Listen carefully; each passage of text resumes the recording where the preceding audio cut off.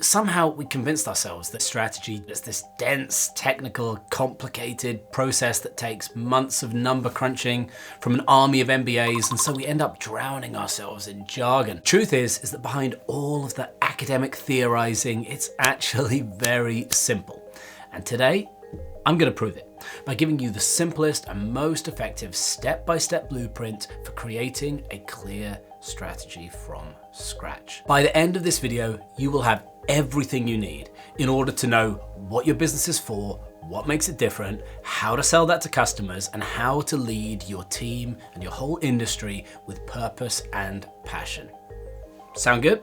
Well, before we jump in, if you are new to the channel, I'm Alex MH Smith. I have to add the MH because otherwise I'm impossible to Google. It's not just because I'm totally pretentious. And I've spent over a decade as a strategy consultant spanning everything from global corporates right down to one-man startups. And so I can tell you the stuff that I'm going to show you here today is universal. Was placed to absolutely any business, and I'm going to give it to you all for free. First, I think we need to get clear on why we are actually doing this. I mean, what really is the point? What is the point of strategy? What it does is it gives you the playbook to do two things that most businesses never, ever manage. Number one, create something that people want, so increasing the demand for what you're selling, while simultaneously, number two, making sure that they can only get it from you, so lowering the supply of it. Now, what happens when we increase demand and lower supply? Well, we make bank. That's what happens. Our profits skyrocket and we get genuine leverage in the market, rather than just being another generic supplier scrapping for our own little sliver of the pie. So, if that's the case, how do we do it? Well, look, the clearest way to think about strategy, I would say, is not so much as one thing, but actually to think of it as a collection of necessary components. And I call this the strategy stack. And it looks something like this. Now you'll see it's broken up into two sections: what you do, what your business does, and what you say. And together, when you think about it, these actually basically represent everything a business is really about. There isn't really much that goes on outside of this. So we're going to start with new value. This is the crux of the whole damn thing. I mean, this quite literally is what your business is for. I mean, it's crazy. Most people, they do not understand what their business is for. They couldn't even tell you, right? But this is what it is, okay? You need to understand that your business, every business, exists only to bring new, innovative value to the market. Now, if you don't do that, then honestly, your business, it shouldn't exist. Because frankly, the whole world, we would be fine without you, wouldn't we? I mean, look, this is the main reason, let me tell you, that businesses struggle, because almost every business out there, the world doesn't need them. They're superfluous because they're doubling, tripling, quadrupling up on what is already being done. So they have to fight for their right to survive. But if you're bringing new value, then things are very different. The world opens its arms and invites you in. So fundamental is this that all the other parts of the stack, the innovations, the customer story, the company story, these are all in service to it. You can't do any of them without figuring this out. It is a big deal, okay? We're not worthy! We're not worthy! We're not worthy! And of course, unfortunately, it also just so happens to be the hardest bit. I mean, really, it is super difficult to come up with a fresh idea like this, isn't it? I mean, in most industries, I think we can agree that the low-hanging fruit, it's already been picked. And it seems like sometimes there are just no new ideas or no good new ideas or angles that are left to be had. And a big part of the problem, I personally think, and the reason people feel this way, is because most businesses, they focus too much on giving customers what they want or what they think customers want. And this obviously, it seems smart. It seems like, oh, that's a good idea. But really it isn't. Because firstly, this is obviously what everyone's doing. It's what our competitors are doing.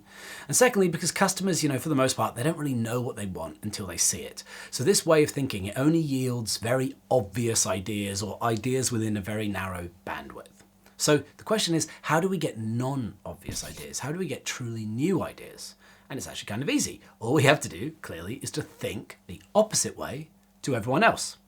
You have to look in the places that your competitors are not looking, right? That's the only way you're going to find things that they're not going to find. And you can do this quite simply via the 3 Ds: disagreement, difference, and duplication. These are kind of like 3 mental models for generating new breakthrough forms of value in your market. And they're pretty easy and I actually think quite sort of fun to play with. So look, first we've got disagreement. This means looking at your industry and asking in what ways you, the founder, the boss, disagree with the status quo. What is there in there that frustrates you? What do you think is stupid? Or what is your contrarian view? Any disagreement you have, for whatever reason, is a potential route of creating new value for the customer. You have to take it and then ask, how might your alternative point of view create new value for customers? This is why the legendary investor Peter Thiel, founder of PayPal and Palantir, his favorite interview question was always to ask people, what is it that you believe that no one else believes? Because he was sort of testing for their ability to have a contrarian viewpoint, because he knew that this was so strategically important. For example, Steve Jobs' Apple strategy was a classic example of a disagreement-generated strategy. So as a fan of the liberal arts when he was in college and stuff, and a bit of a hippie, he was frustrated with all the dull, technical, artless nature of computers, which led him to inject a bit of beauty, a bit of whimsy into the category at a time when no one else was doing it.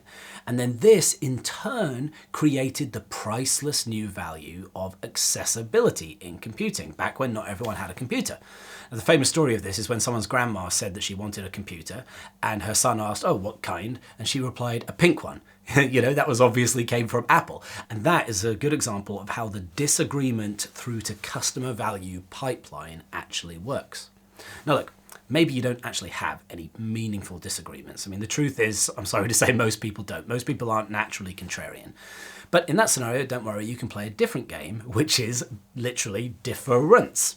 Now, this is all about looking for ways in which your current business is already different from competitors, especially in ways that you didn't intend, and then asking, what might be the potential customer value of this difference? Now, it can be much easier to lean into the differences you already have than to create totally new ones out of thin air.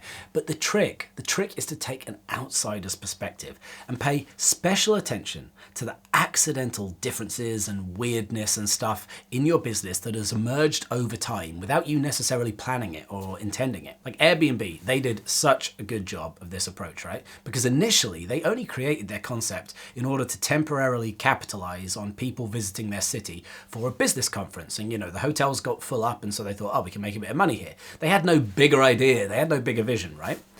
But then they were able to step back and look at what they created and ask, okay, how can this novel concept, this thing we've got here, how could it provide value to more people over a longer period of time? And eventually, of course, they realized that it allowed for a more authentic form of travel than hotels, and hence we got to belong anywhere and that whole proposition. The final trick we have is duplication, and this obviously means copying, but very important, not copying your competitors, God no, but instead copying companies that are completely outside of your category. You just want to ask, what is a form of value that exists in other industries, other product categories, but not in ours? And then when you found something, just like a word or an idea, you can then sort of slap it onto your business, overlay it, and explore what it would look like if you were to do that, if you were to offer that within your category. And might this work? Might this actually be quite cool? I mean, this is a super lazy and fun technique. It's actually one that AI is pretty good at brainstorming too, if you want to try that, and you want to sort of generate some wild ideas that frankly no one's had before. The cosmetics brand Lush, perfect example here. They did an awesome job with duplication, right? Because what they did is they looked over at the fresh produce industry and they copied that important value offer of freshness, which is something that's very important when you're buying fruit and veg. But at the time, it wasn't really a thing in cosmetics. But clearly, you know, you could see that it had the potential to be quite appealing. And so Lush simply lifted it and replicated the codes of fresh fruit and veg, like colorful fruit stand merchandising, chalkboards, and all that sort of thing, in order to land the idea, and they created this whole new, amazingly successful company. Beautiful, whole new value offering that no one had ever seen before. This is the foundation, and as you're going to see, it runs like a red thread through the rest of the stack. For example, the key innovation. So, you've got an idea of what you're going to offer, but how are you actually going to deliver it? Now let's just think about this for a second. New value, by definition, requires new action, doesn't it? You can't just claim you're different without doing something different, although, oh my God, do some people try. I mean, like, Like, it's crazy when I think about it, how many businesses, for example, they'll claim that excellent service is their differentiator. And then when I press them on it and I say, oh yeah, how do you do that? What specifically is it that you do that creates this outlier service? They have nothing to say. They just think that claiming it or wishing it makes it so. No. There needs to be an innovation. And I use this word very deliberately because innovation, it sets quite a high bar. You can't just call any old thing that you do an innovation. It has to be something that's genuinely creative and new and radical and like something you can really put your finger on. And it has to be, of course, something that directly generates this new value. It's the additive thing that you're bringing to this category that no one else has brought before. Now, coming up with an innovation is actually far easier than you might think. First of all, of course, if you use the difference approach to uncovering new value we talked about before, that means you already have a bit of an innovation, don't you? Because you already have that different thing that you drew your new value offering out of. So that's a bonus, you're already ahead of the curve. But beyond that, the key here is to understand just how many different types of innovation there are. Most of us, we tend to, when we think about innovation, we just imagine technical product innovation, the sort of thing that a tech brand might do when we think about this concept. But this is just one of 9 types of innovation that I've identified. Number 1, yes, we have, like I said, product features. So that's like literally the tweaks and additions to your physical product. Number 2, we have production method. So this is the way that your product is produced or the way your service is produced, like your proprietary method maybe. Number 3, routes to market. So like where and how you distribute your product, where it shows up in the world. Number 4, we got service bundling, where you take like 2 uninnovative things and you offer them together in order to create something new. Number 5, branding. Now, not normally an innovation, but if you take it super far, it can be, but important note, it's got to be like crazily different in order to qualify as an innovation. Number 6, targeting. Maybe you do something fairly normal, but you do it for a newly identified subset or segment of people. Number 7, customer experience. So it changes to what it's like for your customers to work with you or to buy from you. Number 8, pricing. Obviously, new ways of charging for stuff. And number 9, culture. New ways of handling your team. Now, I'm not going to give you examples of all of these because we'll be here all day, but I have made a whole video about this, which I've linked down in the description, so you can go check that out. I will give you one example. So you remember how a second ago I said all these businesses out there that they claim that they're all about amazing service, but then they can't back it up? Well, if we look at the energy company in the UK, Octopus Energy, they also claim this, but unlike all these other companies, everyone else, they actually have innovations that make it true and undeniable. So just one of them is the fact that they are the only provider who have, what do you know, a human being immediately answer the phone when you call them up. No menus, no bots, none of that tedious bullshit that drives us all crazy. No, just a real person who is empowered to fix your problem. In that insane industry, that is an insane innovation. And it's a truly hard and practical and obvious thing that they can put their finger on, not just some vague platitude or some sort of like wishful aspiration about having good service. So you see what I mean? You see the difference here. Now, when you've got your innovation, or ideally innovations, plural, nailed, along with your new value, you should be able to, roughly speaking, say something like this. We are the only X, whatever category of good or service you are, that does Y, that's kind of like the innovation, so that customers get Z, the new value. So it's a little bit in the opposite of order of what we've talked about, but obviously like this is kind of like how you would logically kind of lay it out. So that's a little test. You need to be able to say something like that if you've got this doing part of the stack sorted. But look, that awesome business is going to do nothing unless you can bring people with you. And that's where what you say comes into play, okay? A huge part of strategy is communication, starting, of course, with the customer story. Now understand, I really want to emphasize this point. Your strategy is not your message. It's not your proposition. It's not your tagline, okay? It is your read of the market and your instructions to yourself, not anybody else, about what you're going to do about it. Like, you remember how I said, for example, that Steve Jobs introduced artistic elements to computing and obsessively controlled the customer experience and the feel and all that? That was the strategy. But remember, that is not how they sold it. They had that whole think different thing and this narrative about empowering people with their creative projects and stuff like that. So you see, it did come out of the value, but it was a completely different framing, a completely different spin. So in order to turn your strategy into a message for customers, this is what you have to do. You have to do a translation job. And that is what the customer story is all about. That shows you how to do the translation job. Let's think of it as a narrative logic, which you can turn into lots of different pieces of copy. It's a logic of how you explain your offer consistently to customers in a way they care about and understand. When you have it, it will form the underlying basis of all your sales and marketing comms. Your website, your sales scripts, your pitch decks, your social bios, your ads. Everything is all just going to be a variant on this narrative structure. But how do we translate from the strategy into this structure, into this story for the customer? Well, basically, this principle is simple. Just talk about them. Don't talk about your business or how clever your strategy is or how great you are. Instead, frame the narrative from the customer's perspective. Now, at this point, I'm always reminded of this really cool Donald Miller-ism. He's the guy who wrote like StoryBrand, and he said that most companies, when they're talking about themselves, when they're doing their marketing stuff, they basically act as if like it's a movie and their company is the hero. Their company is James Bond, right? And it's all about how great we are and what a hero we are. When actually, to get the balance right, you need to flip it where the customer is James Bond and the role that your company plays is more like Q. You actually just have this tiny little moment, this little insert that you put into the narrative of the customer's life in a way you sort of help them get over a hurdle. So you're there and you're crucial, but you are not the crux of the story. So that's like a really cool way to sort of think about it. In terms of how we actually execute this, first, you need to take the new value you're offering and then just ask, what do things look like for the customer without this value? If we sort of remove it from them, what is life like before they get it? What problems do they have? What does the negative look like? So you should actually be able to find multiple problems that exist in the absence of your offer, not just one. I mean, like, just think Airbnb's service, for example, that solves loads of problems, doesn't it? Depending on how you look at it and who you are. You just need to choose like a primary problem from that list to build your core customer story around, a sort of big, broad one that's going to apply to lots of different types of customer.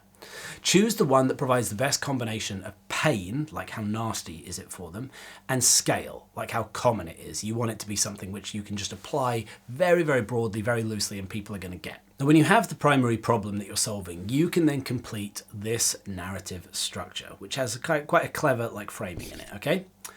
First, you start by saying, you know how, and then you state the problem that you're solving in terms that the hypothetical customer would nod along to and understand. Then you say, well, and you state your key innovation that fundamentally solves that problem. And then finally you wrap up with, so you, and then you state the dream end state that they will be left with after buying. You can actually see in this structure here that that's like sort of 3 pieces. 2 of them are about the customer. 1 of them is about you. So that's roughly the right sort of like communications ratio. You know how, well so you, and bam, that is the story. You can sex it up, you can turn it into polished copy, you should turn it into polished copy, you can expand it into a big manifesto, you can contract it down into a tagline, but when all is said and done, this is really the only thing that you're ever saying to customers again and again and again. But this isn't the only story you need to tell. No, there is also the company story, which most people forget. Well, they don't just forget about it, they actually never thought about it in the first place, but I'm telling you about it here. Now, if your customer story is the way you communicate your strategy in a way that your customer cares about, then your company story is how you communicate it to everybody else. Your team, investors, partners, the wider trade, the press, even, perhaps most importantly, even yourself. This is the story you tell yourself about what the business is doing, which is going to orient all of your thinking. The idea here is to lay out an inspiring narrative that people want to be a part of so that they will help you push it forward and push it through. Now look, I think it's really important to stress here that it was an awesome company story that set the great founders apart. It wasn't that the substance of their strategies was really so great. I mean, they were fine. But the fact really that they were able to get people and industries behind them. The world, it bent to their vision. While other founders out there with, frankly, perhaps better strategies on paper, they were never able to do that. So the world didn't make space for them. The world didn't open up. So trust me that this might seem, in some senses, like the least important bit of the stack. But in many ways, it's actually the most important. Because a dumb strategy with a great company story, well, it might actually just work. Now here's the universal structure of an awesome company story. It ain't complicated. Origin, problem that you noticed, your unique belief about that problem, what you're gonna do, what this means for customers, and then what this means for the world. Let's just blast through them. Origin, not complicated this one, just your backstory. Where have you come from? Why did you start this business? What kicked it all off? And just something that provides a bit of humanity and a bit of color. I mean, believe me, people, they love that stuff. Number two, the problem that you noticed. Here we come to the issue that you spotted. Not the customer's problem necessarily, but a wider problem with the industry itself. There's something about this industry that just doesn't quite work that you wanted to address. Remember, your strategy is always going to be a response to industry flaws that your competitors have, which leave a gap for you to exploit. So you have to identify that flaw in this story. You have to really articulate it. Then we go on to your unique belief. Here is where your contrarian and creative thinking comes in, the 3 Ds that we looked at to create new value. What is your original take on this situation which solves the flaw that you notice? What's that spark of insight, of genius that everything hinges upon? Then we go on to the inevitable, what are you gonna do about it? And this is basically where you explain, yes, your key innovation. Your belief has led you to try something different from everyone else that has the potential to fix the issue that you identified. This is obviously where you are taking action. Then we have what this means for customers. We go on to what does this mean for the customers? Finally here, you are laying down the new value part, because obviously that's from the customer's point of view, the new value that you're creating. And this is what your move means for them. And it's essentially, to all intents and purposes, this is the explanation for why the strategy is going to work, because this is about the commercial leverage it creates. Like, we're creating this value for customers, and that's why they're going to pay us. And then finally, we go one step further just to really put a cherry on the cake, and we say what this means for the world at large. You take a bit of a flight of fancy and you imagine, how will the world be different if you manage to be insanely successful with this idea? If everything went according to plan, how would the world change? How would the market change? How would your customers' lives change? How would society at large change? This is basically like your purpose, okay? And it gives everyone something exciting, but equally importantly, strategically sound in order to drive at. Now, just to bring this to life for you, if I were to give my own story, just to give you a kind of flavor, it would be something like this. I came to the strategy industry as an outsider. I had no qualifications, I had no experience, nothing, frankly, I was making it up. But weirdly, I began to notice that people actually kind of liked this rough, unprofessional form of strategy. And this is because the classical one, I realized, had become so bloated and confusing and convoluted, it wasn't really fit for purpose. So what I decided to do is I decided to double down on my naivety, and I created my own school of strategy. No bullshit strategy that cuts away the crap and focuses really on the 20% of principles that actually drive 80% of the results. This has meant that hundreds of businesses are now, for the first time, finally able to develop a strategy that works. And over time, this could mean that hundreds or even thousands of businesses will be able to bring true new value to the world that doesn't just benefit them, but actually it benefits all of us. That is it, right? But I think you can see it's quite cool to be able to mythologize your business in this way. It makes it sound like an adventure, not just a plodding grind. But you do need, of course, the strategic substance in order to put it together. So that is the stack, and that is your strategy. You know what you are uniquely offering. You know how you're going to deliver it. You know how to sell it. You know how to bring people with you on that journey. And of course, most importantly, you know how you are going to win. Now, That is it. If you found this useful, the next step is to put all of that good thinking into my ultimate strategy document template, which you can find linked in the description below. And you can also watch this video, which will take you through exactly how to go about writing it. And look, if you'd like weekly insights like this and much more stuff along these lines straight into your inbox, you've got to subscribe to my free community, The Hidden Path, a link for which can also be found in, yes, you guessed it, down in the description.